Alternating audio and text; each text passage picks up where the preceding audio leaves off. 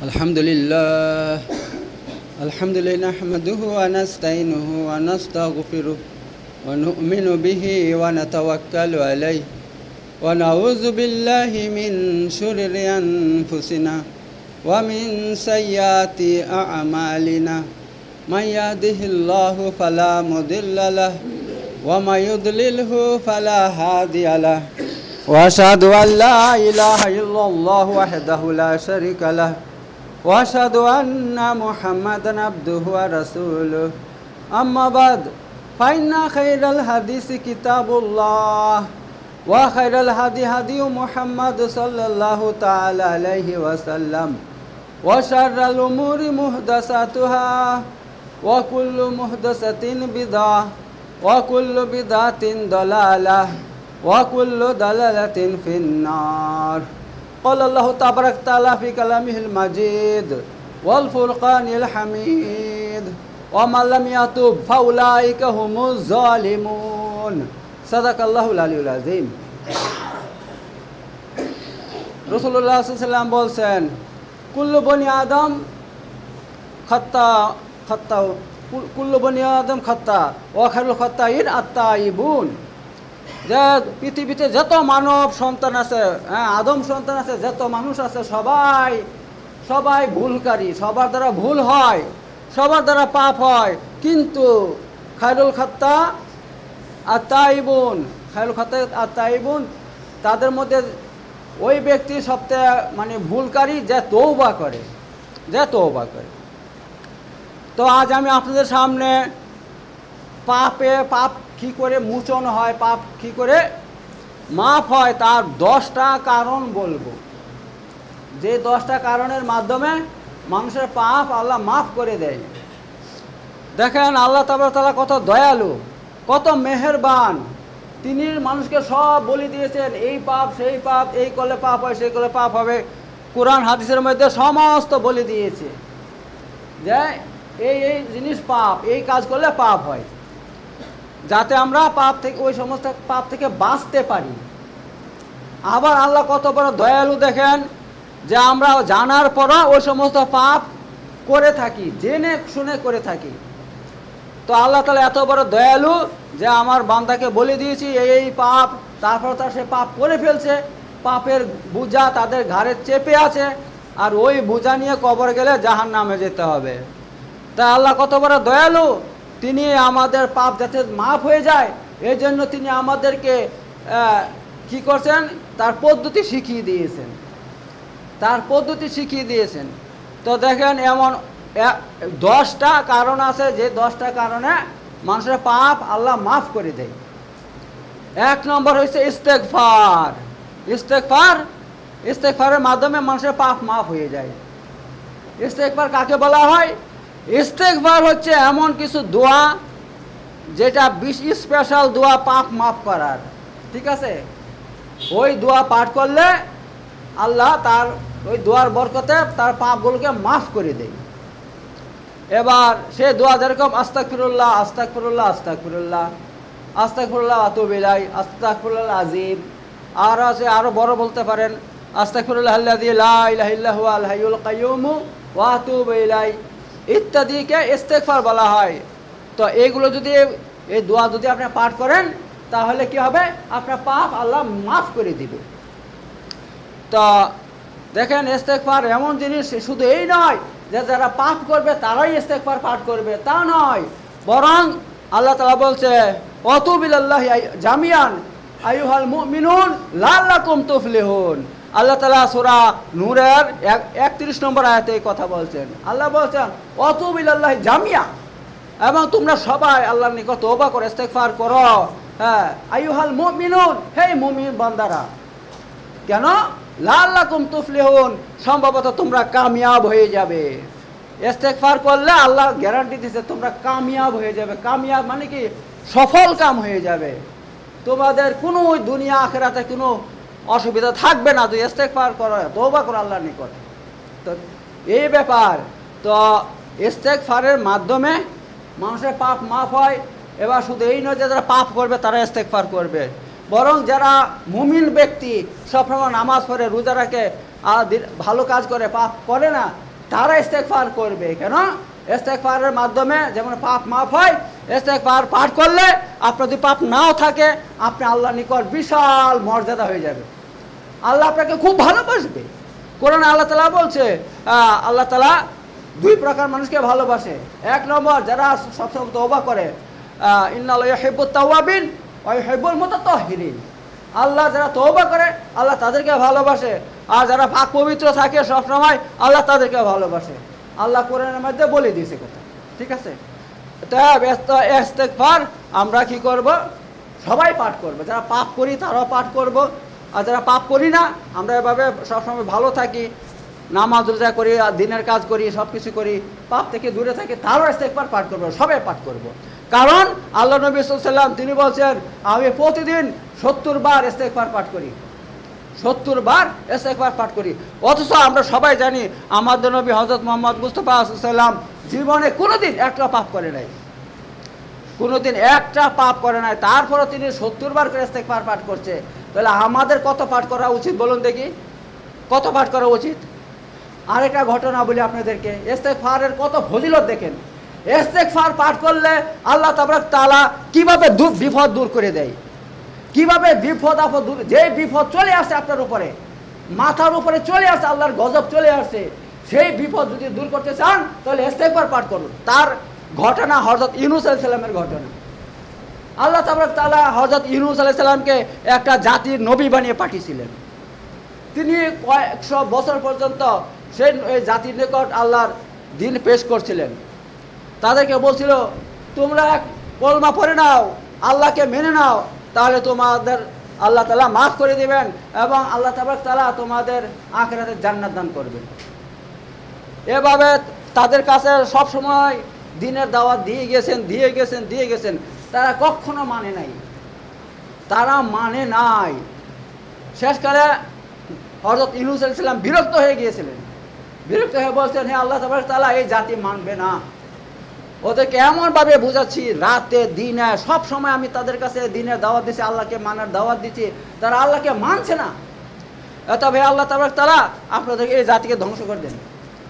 আল্লাহ তাআলা বলতে, ঠিক আছে, আমি এই জাতিকে ধ্বংস করে দেব, এই জাতিকে আমি ধ্বংস করে দেব। কিন্তু আল্লাহ বলছেন ধ্বংস করে দেব, যে কখন ধ্বংস করব আল্লাহ নবীকে বলে নাই, নবীকে বলে নাই। কিন্তু একদিন দেখা গেল যে বিশাল বড় আযাব ওদের উপরে চলে আসছে, মানে এমন ঘূর্ণিঝড় তুফান, সে বিশাল আযাব চলে আসছে।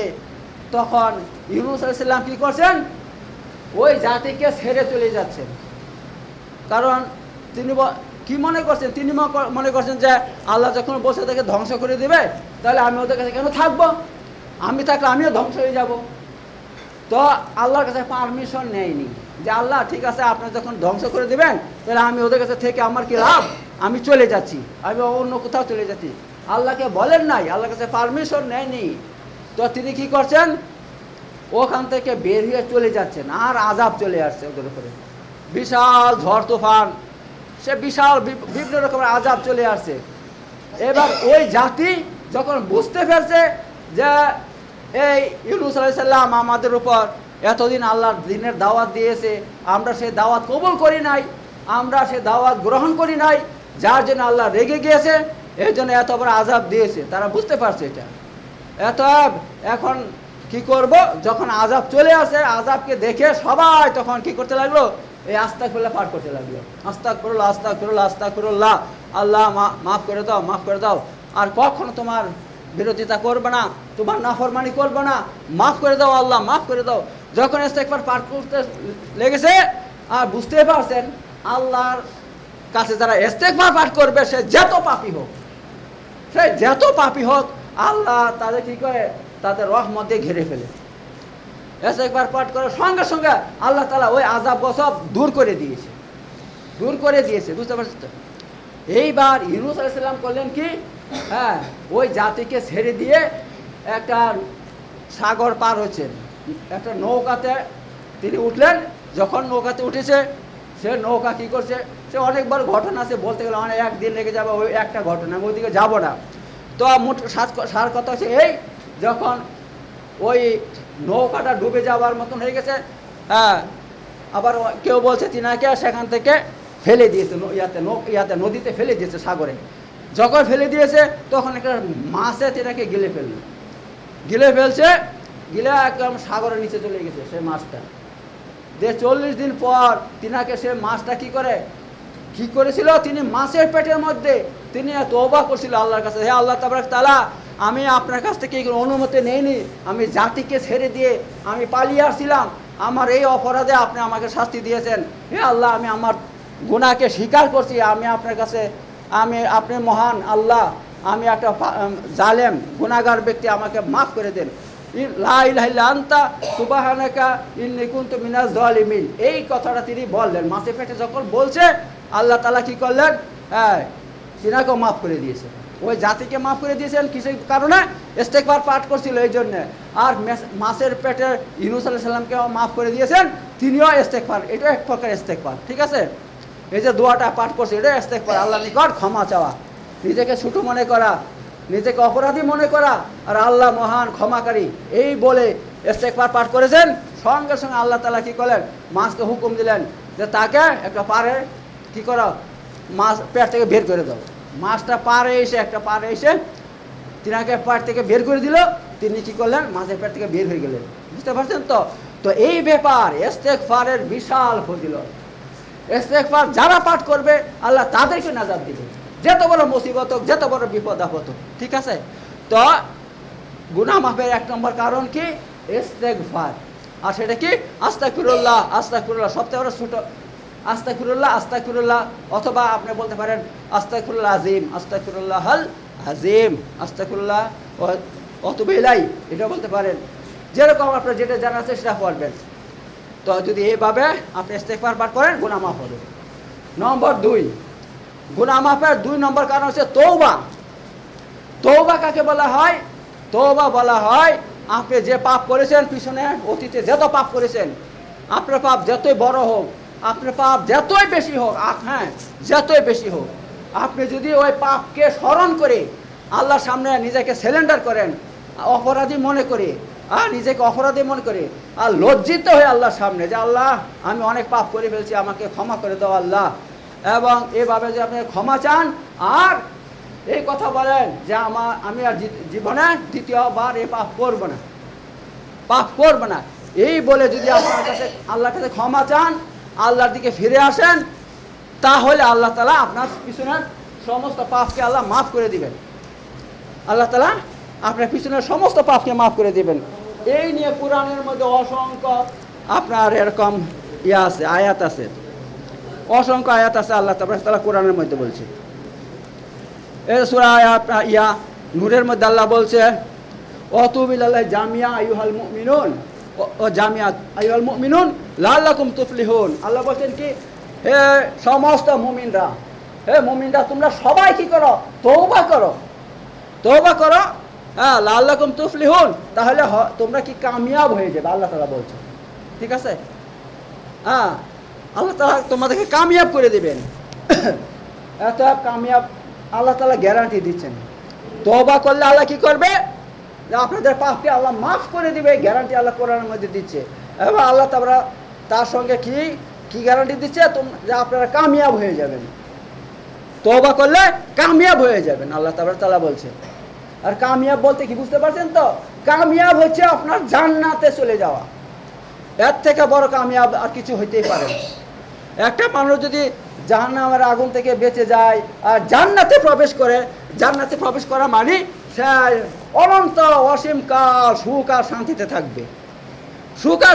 থাকবে, সে জান্নাতে আল্লাহ এমন নিয়ামত রেখে দিয়েছে। আল্লাহ, হ্যাঁ, কোরআন রাসূল সাল্লাল্লাহু আলাইহি ওয়াসাল্লাম বলেছেন, ওই নিয়ামতের কথা আজ পর্যন্ত কোনো অন্তর অনুভবও করতে পারবে না, এত নিয়ামত আল্লাহ রেখেছে, আর কোনো চোখও দেখে না, এত নিয়ামত আল্লাহ রেখে দিয়েছে। হ্যাঁ, তো সেই নিয়ামতের মালিক আপনি হয়ে যাবেন জান্নাতে প্রবেশ করতে পারলে। এই জন্য আল্লাহ বলছে তুমি কামিয়াব হয়ে যাবে, তুমি তওবা করো। এইবার সূরা হুজরাতের 11 নম্বর আয়াতে আল্লাহ বলছেন, ওয়া লাম ইয়াতুব ফাউলাইকা হুমুজ জালিমুন, আর যারা তওবা করলো না তারা হচ্ছে সবচেয়ে বড় জালেম। কেন? আমি পাপ করেছি, অনেক পাপ করেছি, কিন্তু এত পাপ করা সত্ত্বেও আমি তওবা করলাম না, তওবা না করে মরে গেলাম, তাহলে কি হলো? আমি আমার উপর জুলুম করলাম। কেন? আমি কোনো দিন আমার জন্য জান্নাত আমার ঠিকানা হবে না যদি তওবা করে না মরি। যদি তওবা না করি জান্নাত কোনোদিন পাওয়া যাবে না, জাহান্নামে যেতে হবে। আর জাহান্নামে যাওয়ার মানে আমি আমার উপরে জুলুম করলাম, আমি আমার উপরে জুলুম করলাম, আমি নিজে জাহান্নামে থাকতে হবে। নাউজুবিল্লাহ। এর জন্য আল্লাহ তাআলা এই কথা বলছে, আমাল মিয়াতু ফাউলাইকা হুমুজ জালিমুন। যে ব্যক্তি তওবা করলো না সে সবচেয়ে বড় জালেম। ঠিক আছে, এই ব্যাপার। আর আল্লাহ তাবারক তাআলা সূরা নহলের মধ্যে বলছেন, আল্লাহ তাবারক তাআলা এখানে দেখেন কি বলছেন, ইন্নামা তাওবাতু আলাল্লাহ লিল্লাযিনা ইয়ামালুনা সুআ বিজাহালাতিন। সূরা নিসার আল্লাহ তাআলা 17 নম্বর আয়াতে বলছে, 17 নম্বর আয়াত সূরা নিসার মধ্যে আল্লাহ বলছেন, ইন্নামা তাওবাতু আলাল্লাহ, নিশ্চয় তওবা আল্লাহর নিকট ওই সমস্ত ব্যক্তিদের জন্য। কাদের জন্য? ইয়ামালুনা সুআ বিজাহালাতিন, যারা ভুল করে পাপ করে ফেলে। যারা ভুল করে পাপ করে ফেলে। বুঝতে পারেন? ভুল করে মানে সে জানে এটা পাপ, সে জানে এই জিনিসটা পাপ, কিন্তু সে কী করলো? এভাবে সে জিনিসটা করে ফেললো, তখন তার হুঁশ জ্ঞান ছিল না। সে জানে এটা পাপ বটে, কিন্তু সে এভাবে সে পাপটা করে ফেললো, তার হুঁশ জ্ঞান ছিল না। সে নফসের চক্করে পড়ে বা শয়তানের ধোকায় পড়ে পাপটা করে ফেললো। আল্লাহ বলছেন সে ভুলে, অর্থাৎ সে ভুলে পাপটা করে ফেললো। সুম্মা ইয়াতুবুনা মিন কারিব, অতঃপর সে তওবা করলো মিন কারিব, সঙ্গে সঙ্গে। ঠিক আছে, পাপটা করার পর কি করলো?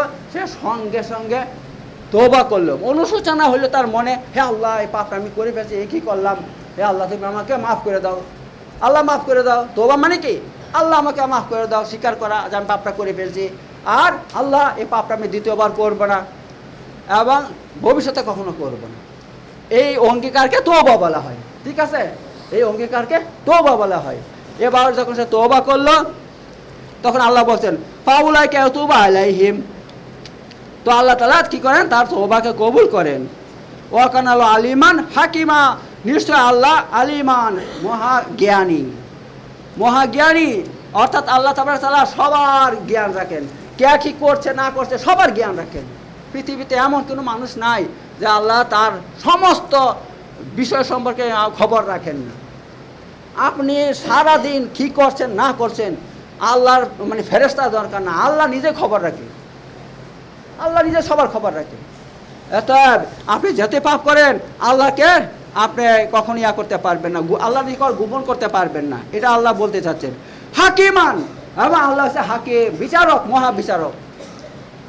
যদি পাপ করেন আল্লাহ যেমন জানে তেমনি তিনি আপনার বিচার করবেন। তিনি হাকিমান, হাকিম মানে মহাবিচারক, তিনি কি করবেন? বিচার করবেন।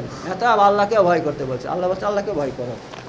তো এখানে এই কথা বলা হয়েছে সূরা নিসা আয়াত নম্বর 17। আবার আল্লাহ তাআলা সূরা নহলের মধ্যে কি বলছে দেখুন। আল্লাহ বলছেন এখানে,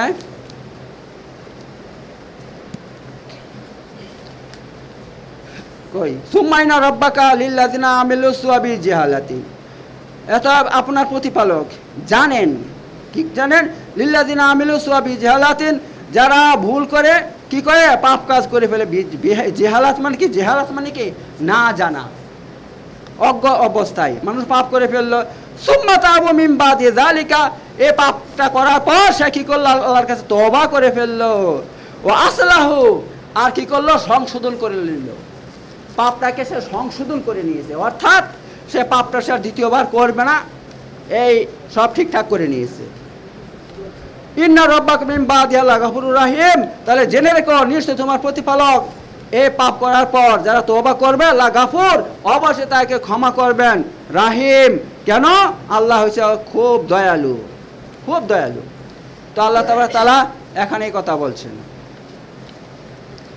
তো আল্লাহ তাআলা এভাবে অসংখ্য সূরা আছে, অসংখ্য সূরার মধ্যে আল্লাহ তাআলা এভাবে একের পর এক তওবা সম্পর্কে আমাদেরকে কি করছেন? অবগত করিয়েছেন। তো সার কথা হচ্ছে, যদি তওবা করা হয় তাহলে আল্লাহ কি করেন? মানুষের পাপকে মাফ করেন। এবার হাদিসের একটা কথা বলে দিই, হাদিস থেকে বলছি, যে যারা বেদাতি, যারা বেদাতের উপরে কায়েম থাকবে তাদের তওবা আল্লাহ কোনোদিন কবুল করবেন না, তাদের তওবা কবুল করবেন না। আর যারা বেদাতি, তাদের কোনো আমল কবুল হবে না আল্লাহর নিকট। তারা যত আমল করুক, যে কোনো আমল করুক, কোরআন পড়ুক, রোজা রাখুক, হ্যাঁ হজ করুক, জাকাত দেখ, এই করুক সেই করুক, যতক্ষণ পর্যন্ত বেদাত থেকে তওবা না করবে, তাদের কোনো আমল আল্লাহ কবুলও করবেন না, আর তাদের তওবা কবুল হবে না। তারা মরবে, সোজা জাহান্নামে যাবে, সোজা জাহান্নামে যাবে। কারণ আল্লাহ রাসূল সাল্লাল্লাহু আলাইহি ওয়াসাল্লাম বলছেন, হাদিসের মধ্যে বলছেন, যারা বেদাতি, আল্লাহ তাআলা তাদের তওবাকে লুকিয়ে রেখে দিয়েছেন, তাদের তওবা লুকিয়ে রেখে দিয়েছে। তার অর্থ তারা তওবা করলে কবুল হবে না, যতক্ষণ পর্যন্ত ওই বেদাতকে পরিত্যাগ না করবে, বেদাতকে পরিত্যাগ না করবে। এবার একটা কথা বলে দেই, যারা কোরআন হাদিসের উপরে চলবে, আলহামদুলিল্লাহ তাদের দ্বারা বেদাত হবে না। বুঝতে পারছেন তো? যারা সরাসরি কোরআন হাদিসের উপরে চলবে, তাদের দ্বারা বেদাত ইনশাআল্লাহ হবে না, তারা একদম হকের উপরে থাকে। আর যারা কোরআন হাদিস ছেড়ে দিবে, আল্লাহ রসুলকে ছেড়ে দিয়ে অন্য দল তৈরি করবে, অন্য আপনার মতবাদ তৈরি করবে, কোনো এক বিশেষ ব্যক্তিকে মেনে চলবে, তাদের দ্বারা বেদাত হয়। তাদের মধ্যে বেদাতে সরাসরি, ঠিক আছে, বেদাতে সরাসরি, সেরেকে সরাসরি, সেরেকে ভর্তি, বেদাতে ভর্তি। অথচ তারাই আমাদের উপর আঙ্গুল তোলে, তারা আমাদেরকে দেখতে পারে না, তারা আমাদেরকে ঘৃণা করে। আমরা যারা আহলে হাদিস ঘৃণা করে, তারা কথায় কথায় আমাদেরকে যাতা বলে। একটা কথা মনে রাখবেন, আমরা হকের উপরে আছি আলহামদুলিল্লাহ, আমরা তোমাদের কথার ধারধারি না, তোমাদের আমাদেরকে যত খারাপ বলো, তোমাদের কথার আমরা কোনো ধারধারি না। আল্লাহ এবং রসুল আমাদের উপর খুশি থাকলে যথেষ্ট, কারণ আমরা আল্লাহকে রসুলকে মেনে চলি, আল্লাহ এবং রসুল ইত্তেবা করি, বাস আলহামদুলিল্লাহ। এতে ভাই আমি বলবো, 100 বার আপনাদেরকে বলছি, যারা বেদাতের উপরে আছেন, যারা কোরআন হাদিস ছেড়ে দিয়েছেন, কোরআন হাদিস ছেড়ে দিয়ে অন্য মতবাদ এক বিশেষ ব্যক্তিকে মেনে চলেন, হ্যাঁ। আর বেদাত মানে কি? হাদিস, একটা হাদিসের মধ্যে যা বলছে তার উল্টো করা বেদাত। হাদিসে কি এসেছে? আল্লাহ রাসূলুল্লাহ কি বলছেন? যখন নামাজের ওয়াক্ত চলে আসে, ওই ওয়াক্তে, আউয়াল ওয়াক্তে নামাজ পড়া আল্লাহর নিকট সবচেয়ে উত্তম। আউয়াল ওয়াক্তে নামাজ পড়া সবচেয়ে উত্তম। আমরা আবার কি করি? আমরা আল্লাহ হাদিসটা কি, তার আজান দেই 15 মিনিট আগে, কারো 15 মিনিট আগে, কারো আধা ঘন্টা আগে আজান দিয়ে দিই। কেন? ওয়াক্ত চলে আসে, আমরা আজান দিয়ে দিই। আমরা কাকে মেনে আজান দিচ্ছি? রাসূলুল্লাহ সাল্লাল্লাহু আলাইহি ওয়াসাল্লামকে মেনে আজান দিচ্ছি, আল্লাহ রাসূলের হাদিসকে মেনে আজান দিচ্ছি। আর আমাদের অনেক পর ওরা আজান দেয়, এই দেখেন হাদিসের উল্টো করছে ওরা। আমরা তাড়াতাড়ি করি, ওরা কি করে? দেরিতে নামাজ আজান দেয়, দেরিতে নামাজ পড়ে, তাহলে বেদাত হয়ে যাচ্ছে। হাদিসের উল্টো হয়েছে বেদাত। হাদিসের উল্টো আমল করবেন, বেদাত হয়ে যাবে। অতএব যারা বেদাত করবে, আল্লাহ নবী সাল্লাল্লাহু আলাইহি ওয়াসাল্লাম কি বলছেন? যে তাদের তওবা আল্লাহ কখনো কবুল করবেন না, তওবা কবুল করবেন সাথে। এই ব্যাপার। তো 2 নম্বর কি? গুনাহ মাফের 2 নম্বর রাস্তা হচ্ছে আপনার তওবা। 1 নম্বর ইস্তেগফার, 2 নম্বর তওবা, আর 3 নম্বর হচ্ছে এমন আমল করা যে আমল মানে প্রতিটা নেক কাজ যেটা কোরআন হাদিস থেকে প্রমাণিত, প্রতিটা নেক কাজ যেটা কোরআন হাদিস থেকে প্রমাণিত, ওই কাজ করলে কি হয়? মানুষের পাপ মাফ হয়ে যায়। তার দলিল হচ্ছে সূরা হুদের 114 নম্বর আয়াত। সেটা কি? ইন্নাল হাসানাত ইউযহিবুনাস সাইয়্যাত, নিশ্চয় নেকি পাপকে ধুয়ে মুছে নিয়ে চলে যায়। বুঝতে পারছেন? নেকি করলে কি হয়? সে নেকি করলে সে পাপকে ধুয়ে মুছে নিয়ে চলে যায়। কে বলছে? আল্লাহ তাআলা বলছে, আমি বলছি, আমার কথা নেই। এত যদি আপনি নেকির কাজ করেন, তাহলে কি হয়? আপনার পাপগুলোকে এভাবে সে ধুয়ে মুছে নিয়ে চলে যায়। হাদিসের মধ্যে এসেছে, মানুষ যখন ভালো করে ওযু করবে, তো কি হয়? তার যত পাপ থাকে, আপনার জোহর থেকে আসর পর্যন্ত আপনি যত পাপ করছেন, ওযু করলেন, আসরের সময় এসে ভালো করে ওযু করলেন, ভাইজান ওযুটা একটু সবাই ভালো করে করবেন। এভাবে পানি দিলে হবে না, এভাবে পানিটা নিতে হবে, নিয়ে একদম ছেড়ে দিতে হবে, যাতে মুখে বেয়ে পড়ে পানিটা, ঠিক আছে? আর কোথায় যেন শুকনো না থাকে, আর এভাবে ডলতে হবে, ভালো করে ডলতে হবে, এগুলো ভালো করে পানি লাগিয়ে ডলতে হবে, ঠিক আছে? শুকনো থাকলে হবে না, একটু শুকনো থাকলে ওযু হবে না ভাই। চুল পরিমাণ যদি শুকনো থাকে, ওযু হবে না। এই জন্য বলা হয়েছে, আল ওযু মিফতাহুস সালাহ ওয়াস সালাহ মিফতাহুল জান্নাহ। অজু হচ্ছে নামাজের চাবি, নামাজ জান্নাতের চাবি। এবার যদি আপনি অজুটা যদি আপনি ভালো করে না করেন তাহলে নামাজটা হবে হবে না। আর নামাজ না হলে জান্নাত কী করে পাবো? আমরা পেতে পারি না। এত এই ব্যাপার। তো আপনি যদি অজুটা ভালো করে করেন তাহলে বলা হয়েছে আপনি যত গুনাহ করবেন সমস্ত গুনাহগুলো অজুর পানির সঙ্গে ধুয়ে চলে যাবে। আবার হাদিসের মধ্যে এসেছে আল্লাহ নবী সাল্লাম বলছেন, আচ্ছা তোমাদের বাড়ির সামনে দিয়ে যদি একটা নদী প্রবাহিত হয় আর ওই নদীতে যদি 5 বার গোসল করো, সারাদিনে 5 বার গোসল করো, তাহলে তোমাদের শরীরে কোনো ময়লা থাকবে? সাহারা বলছে আল্লাহ নবী সাল্লাম কখনো ময়লা থাকতেই পারে না, কারণ 5 বার গোসল করলে কার শরীরে ময়লা থাকবে? থাকবে। তো আল্লাহ নবী সাল্লাম বলছে নামাজ তেমনই জিনিস, যে ব্যক্তি 5 ওয়াক্ত নামাজ পড়বে সে সারাদিনে যত পাপ করুক তার কোনো গুনাহ থাকবে না, সমস্ত ধুয়ে মুছে চলে যাবে। হ্যাঁ, তো এত প্রতিটা নেক কাজ কি আপনার পাপ কাজকে সমস্ত ধুয়ে মুছে পরিষ্কার করে দেয়। প্রতিটা নেক কাজ, আপনি কোরআন পড়েন সেটা একটা নেক কাজ, আপনি জিকির করেন সেটা একটা নেক কাজ, তাতে আপনার পাপ ধুয়ে মুছে চলে যায়। ঠিক আছে? তো 3 নম্বর কি বললাম? 3 নম্বর হচ্ছে আপনার এমন আমল যে, আচ্ছা, যে আমল করলে কি হয় কোরআন হাদিস, কিন্তু আমলটা কোরআন হাদিস ভিত্তিক হতে হবে, বেদাতি আমল হলে হবে না। তাতে আপনার কি হয় সমস্ত পাপ দূর হয়ে যায়। কিন্তু আপনাকে এই কথা বলে দেই, আপনার এখানে যে পাপগুলো বলা হয়েছে মাপ আল্লাহ তাআলা ধুয়ে মুছে পরিষ্কার করে দিবেন, সেইগুলো হচ্ছে আপনার সগীরা গুনাহ, কবিরা লয়, মানে ছোট ছোট গুনাহ, যেগুলো ছোট ছোট গুনাহ সেইগুলো। কবিরা গুনাহ কখনো মাফ হবে না। কবিরা গুনাহের জন্য তওবা করতে হবে। কবিরা গুনাহ 2 প্রকার, একটা সম্পর্ক আল্লাহর সাথে আর একটা সম্পর্ক বান্দার সাথে। যে সম্পর্ক আল্লাহর সাথে আল্লাহ চাইলে মাফ করে দেবে। যেরকম 5 ওয়াক্ত নামাজ আপনি পড়ছেন না, রোজা রাখছেন না, হ্যাঁ, আপনি হয়তো ব্যভিচার করছেন, হয়তো এরকম ধরনের পাপ করছেন যেটা আল্লাহ মাফ করবে, তো আল্লাহ সেটা চাইলে মাফ করে দেবেন। আর তওবা করলে তো 100 বার মাফ করে দেবেন। আর কবিরা গুনাহ যেটা বান্দার সঙ্গে সম্পর্ক, যেমনভাবে কারো আপনি হয়তো জমি মেরে দিয়েছেন, টাকা মেরে দিয়েছেন, হ্যাঁ, কারো হক নষ্ট করে দিয়েছেন, কাকে মেরেছেন, তারপর জুলুম অত্যাচার করেছেন, এইরকম সম্পর্ক থাকলে কি করতে হবে? ওর কাছে, ওই বান্দার কাছে মাপ চাইতে হবে। বান্দার কাছে মাপ চাবেন, তার হাতে মাপ চাবেন। তো সে হয়তো আপনি কারো টাকা মেরেছেন বা জমি মেরে দিয়েছেন, সে মরে গিয়েছে, কিন্তু তার কি আছে? তার পরিবার আছে, তার বংশধররা আছে, হ্যাঁ, ছেলে আছে বা যারা আছে, তা ওদের কাছে মাপ চাইতে হবে। অথবা বলতে হবে যে দেখেন আমি আপনার পিতার বা আপনার দাদুর এই হক নষ্ট করছিলাম, তিনি আমার কাছে এত টাকা পেত, তো তিনি তো দুনিয়াতে নাই, এই টাকাটা আপনাকে দিলাম, আপনি আমাকে মাফ করে দেন। সে টাকা পেয়ে যদি বলে হ্যাঁ মাফ করে দিচ্ছি, আলহামদুলিল্লাহ, তাহলে মাফ হয়ে যাবে। ঠিক আছে? এইভাবে বান্দার হক যদি আপনি এভাবে তাকে আদায় করার পর তওবা করেন, তবেই আপনার তওবা আল্লাহ তাআলা কবুল করবে। এই ব্যাপার। তো এখানে আমি কথা বললাম তিনটা বলেছি, এখনও 7টা বাকি আছে। এমন 7টা আমল, যে আমলগুলো করলে, যে কাজ করলে কি হয়? গুনাহ মাফ হয়ে যায়। আর 4 নম্বর হচ্ছে দুঃখ কষ্ট বালা মুসিবত। ঠিক আছে? দুঃখ কষ্ট বালা মুসিবত যদি মানুষের জীবনে আসে তাহলে তার মাধ্যমে কি হয়? গুনাহ মাফ হয়ে যায়, তার মধ্যে গুনাহ মাফ হয়ে যায়। হাদিসের মধ্যে এসেছে আল্লাহ রাসূল সাল্লাল্লাহু আলাইহি ওয়াসাল্লাম বলছেন, যদি কারো পায়ে একটা কাঁটা ফুটে যায়, কাঁটা বিঁধে যায়, তাতেও কি হয়? বান্দার গুনাহ মাফ হয়ে যায়। যদি কারো মনের মধ্যে একটা দুশ্চিন্তা চলে আসে, খামাখা একটা দুশ্চিন্তা চলে আসছে, যে কোনো একটা পেরেশানি চলে আসছে, তাতেও তার গুনাহ মাফ হয়। হাদিসের মধ্যে আল্লাহ নবী সাল্লাল্লাহু আলাইহি ওয়াসাল্লাম বলছেন।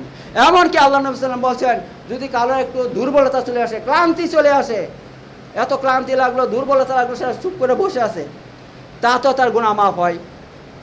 এমনকি আল্লাহ নবী সাল্লাল্লাহু আলাইহি ওয়াসাল্লাম বলছে যে তোমরা কখনো জ্বরকে গালি দিও না। মানুষের জ্বর হয় না, শরীরের মধ্যে শরীর গরম হয়ে যায়, জ্বর হয়ে যায়, জ্বরকে গালি দিও না, কারণ ওই জ্বর তোমাদের পাপকে এমনভাবে সাফ করে দেয়, যেমনভাবে একটা ভাটির মধ্যে একটা লোহা যদি রেখে দেওয়া হয়, পুড়ে তাকে লাল করে দেয়। পুড়ে লাল করলে কি হয়? ওই লোহাতে যে জং থাকে সেগুলো সেরে যায়, তখন খাঁটি লোহা হয়ে যায়, লোহাটা খাঁটি হয়ে যায়, তার মধ্যে আর কিছু ময়লা থাকে না। তেমনইভাবে যে জ্বর আসে, জ্বরে আপনার সমস্ত পাপকে ধুয়ে মুছে একদম সাফ করে দেবে, আপনার পাপ থাকবে না। বুঝতে পারছেন? তো এমন ব্যাপার, যদি আফত বিপদ বালা মুসিবত আসে, তার মধ্যে কি হয়, তার মাধ্যমে মানুষের পাপ মাফ হয়ে যায়। এবার অনেক মানুষ কি করে, যারা জানে না, জাহেল অজ্ঞ মানুষ, বালা মুসিবত এলেই তারা কি হয়, হাই হুতাশ করতে লাগে, বালা মুসিবতকে গালি দিতে লাগে। আল্লাহ তাআলা তুমি আর কাউকে পাওনি, আমাকে পেয়েছো? হ্যাঁ, বালা মুসিবত দিতে তুমি আর কাউকে পাইনি, আমাকে পেয়েছো তুমি বালা মুসিবত দিতে। যদি এই কথা বলে, সঙ্গে সঙ্গে সেই এই বালা মুসিবত আসার কারণে তার যেই নেকি হয়তো, আল্লাহর কাছে যে মর্যাদা ছিল তার, সেইটা থেকে সে বঞ্চিত হয়ে যায়, তার থেকে বঞ্চিত হয়ে যায়। তো কি করতে হবে আমাদেরকে, বালা মুসিবত এলে সঙ্গে সঙ্গে বলতে হবে আলহামদুলিল্লাহ। ঠিক আছে, আলহামদুলিল্লাহ আলা কুল্লি হাল। সর্ব অবস্থায় আল্লাহর প্রশংসা করতে হবে। সর্ব অবস্থায় আপনি সুখে থাকেন তবু আলহামদুলিল্লাহ বলবেন, দুঃখ কষ্ট হলে তবু আলহামদুলিল্লাহ বলবেন। যদি এমন অবস্থা হয় তাহলে আল্লাহ আপনার খুশি হয়ে যাবে। আর ওই বালা মুসিবতের মাধ্যমে আল্লাহ আপনার সমস্ত পাপকে ধুয়ে মুছে সাফ করে দিবেন। ঠিক আছে, তো ভাই আল্লাহ যাকে ভালোবাসে তাকে বড় বড় বালা মুসিবত দেয়।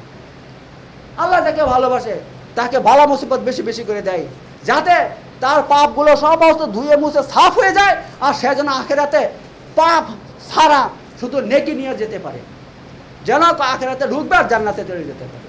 ঠিক আছে, তো এই ব্যাপার। তো আরও অসংখ্য এরকম, আমি মাত্র 4টে বললাম। 4টে কারণের মাধ্যমে কি হয়, মানুষের পাপ মাফ হয়। এই যে বালা মুসিবতের মাধ্যমে পাপ মাফ হয়, এই সম্পর্কে আল্লাহ তাআলা কোরআনের মধ্যে কি বলছেন দেখেন, সূরা আল ইমরানের মধ্যে আল্লাহ তাআলা সূরা আল ইমরানের মধ্যে আল্লাহ তাআলা বলছেন, দেখেন কি বলছেন, ফাল্লাযিনা হাজারু ওয়া উখরিজু মিন দিয়ারিহিম ওয়া উযু ফি সাবিলি ওয়া কাতালু ওয়া কুতিলু লাউকাফিরান আনহুম সাইয়্যাতিহিম ওয়া উদখিলান্নাহুম জান্নাতিন তাজরি মিন তাহতিল আনহার সাওয়াবাম মিন ইনদিল্লাহ ওয়াল্লাহু ইনদাহু হুসনুস সাওয়াব।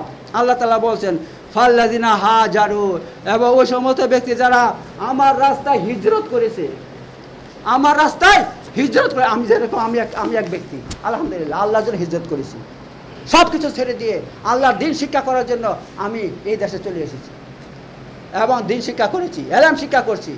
এমন ব্যক্তিকে কি বলা হয়, হিজরতকারী বলা হয়। অর্থাৎ দিনের কারণে সব কিছু ছেড়ে দেওয়া, সব কিছু ছেড়ে দেওয়া, আল্লাহর দিন শিক্ষা করা এবং আল্লাহর দিনের উপর কায়েম থাকা, তাকে বলে মুহাজির। ঠিক আছে, আলহামদুলিল্লাহ আমি একটা মুহাজির, এত আমি এর মধ্যে একজন আছি। আল্লাহ বলছেন ওই সমস্ত ব্যক্তি যারা কি করছে, হিজরত করেছে, ওয়া উখরিজু মিন দিয়ারিহিম, এবং ওই সমস্ত ব্যক্তি যাদেরকে দিনের কারণে ঘর থেকে বের করে দিয়েছে, দিনের কারণে। অর্থাৎ এমন এমন মুসলমান এমন এমন এলাকায় বাস করে, তারা মুসলমান বলে তাদের ঘর বাড়ি ভেঙে দেওয়া হয়, তাদেরকে ঘর থেকে তাড়িয়ে দেওয়া হয়। আছে কি হয় না, আছে কি আছে না এরকম? তারা শুধু মুসলমান, এ দেখেন ইউপিতে দেখেন মুসলমানদের ঘর বাড়ি ভেঙে ধ্বংস করে দিচ্ছে, বুলডোজার চালিয়ে দিচ্ছে তাদের, শুধু একটা অপরাধ, তারা মুসলমান, তারা মুসলমান, এই জন্য তাদের ঘর বাড়ি ভেঙে দিচ্ছে, তাদেরকে ঘর থেকে বিতাড়িত করছে। হ্যাঁ, ওরা 2 নম্বর পড়ে গেছে, আমি 1 নম্বর, আর 2 নম্বর করছে। তো আল্লাহ কি বলছেন এবার, ওয়া উযু ফি সাবিলি, এবং যাদেরকে আমার রাস্তায় কষ্ট দেওয়া হচ্ছে। অর্থাৎ ও এমন এমন মুসলমান এমন এমন দেশে বাস করে যে তারা শুধু মুসলমান হওয়ার কারণে তাদেরকে অনেক রকমের দুঃখ কষ্ট দেওয়া হয়, তাদেরকে আযাব দেওয়া হয়। বার্মার মধ্যে মুসলমানদেরকে কি করছে জানেন, শুধু তারা মুসলমান, এই অপরাধে তাদেরকে জ্বলন্ত অগ্নিতে তার নিক্ষেপ করা হয়েছে। অসংখ্য ভিডিও এরকম আছে ইউটিউবের মধ্যে। তারা শুধু মুসলমান, এই জন্য তাদেরকে কি করা হয়, আগুনের মধ্যে আগুন জ্বালিয়ে দিয়েছে, দাউ দাউ করে জ্বলছে, তাদেরকে নিক্ষেপ করা হয়েছে আগুনের মধ্যে। আবার এভাবে হাত কেটে দিচ্ছে, পা কেটে দিচ্ছে, আপনার এই কান কেটে দিচ্ছে, সব নাক কেটে দিচ্ছে, একদম প্রকাশ্যে আমি নিজে দেখেছি ইউটিউবের মধ্যে অসংখ্য এরকম ভিডিও, বারবার ভিডিও দেখেছি, বুঝতে পারছেন তো। তো আল্লাহ বলছে উযু ফি সাবিলি, এবং যাদেরকে আমার রাস্তা থেকে কষ্ট দেওয়া হয়, অর্থাৎ মুসলমান বলে তাদেরকে এভাবে কি করা হয়, তাদেরকে অত্যাচার করা হয় তাদেরকে। আর কি বলছেন আল্লাহ তাআলা, আর কি বলছেন,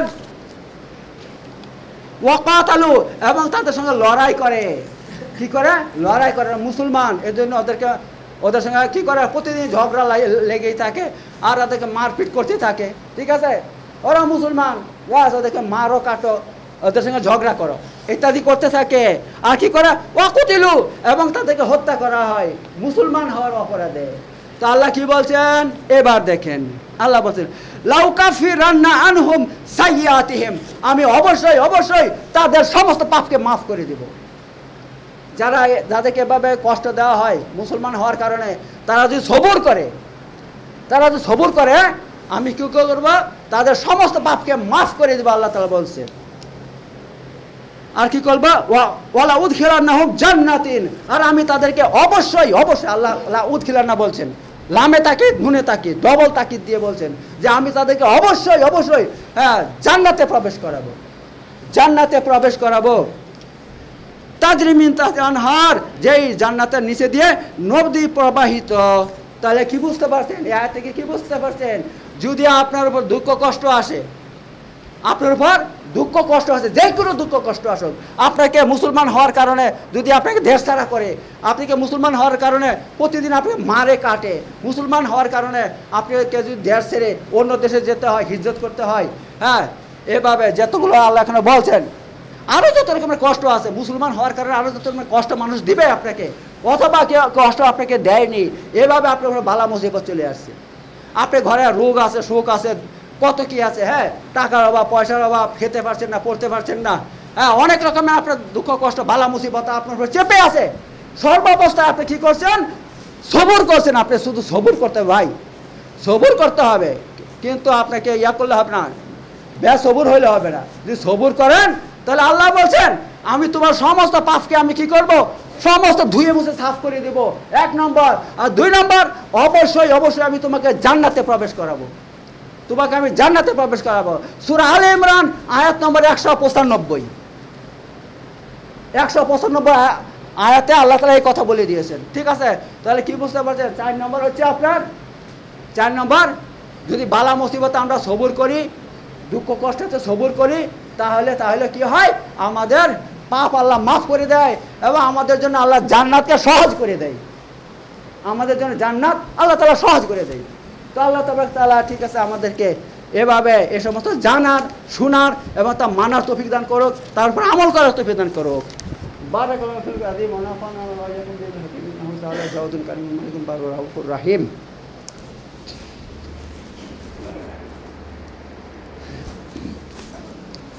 وآخر دعوانا الحمد لله رب العالمين إن الله يأمر بالعدل والإحسان وإيتاء ذي القربى وينهى عن الفحشاء والمنكر والبغي يعظكم لعلكم تذكرون واذكروا الله يذكركم واشكروا على نعمه وذكر أكبر والله يعلم ما تصنعون صدق الله العلي العظيم.